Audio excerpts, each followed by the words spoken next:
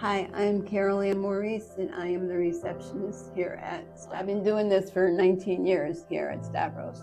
I started out as volunteering, and then 2 years later, I got hired. But when I first started here, I was afraid to even answer the phone when it started ringing. I didn't know what to say. But at that time, my supervisor, which was Marie Rosato, she told me, don't be afraid of the phone. Just pick it up and say, Stavros, how can I help you? Which is what I do. Well, my husband works here, Carol Maurice. He works here, and back in 2006. Actually, at the end of 2005, I was let go from my other job I had because I needed cataract surgery, and they didn't believe me. They wouldn't wait till I had the surgery. They just said no, that I wasn't keeping up with my work. So they let me go. So I was home for a few months, and then that's back when we were doing newsletters. We were sending 3,000 or 4,000 newsletters out to our consumers about what was going on at Stavros.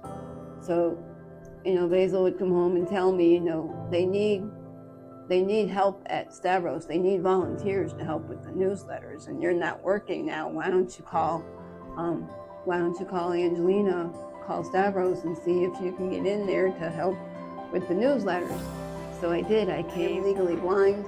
So, when they come in, they probably think I can't see them that well, but I can see them enough to say, hi, can I help you? And then then after I say that, and then it's fine. Then I just give them the slip of paper, and they fill it out. But over the phone, I don't usually have a problem with people over the phone. And of course, everybody here in the office, if I need help with something, they help me out too.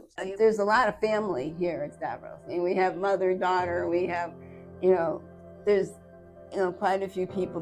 We have sisters, we have mother, daughter, we have husband and wife, we have a couple of husband and wives. Basil and I aren't the only ones. So it's like, as long as you're not in the same department, I guess it works. I went to a camp, Camp Star, Handy Camp.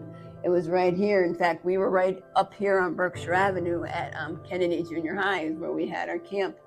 So I've seen kids with cerebral palsy and who are deaf and who are blind. And I've seen all different kinds of disabilities growing up. And it was funny because in my yearbook when I was in high school, how you have to put your ambition.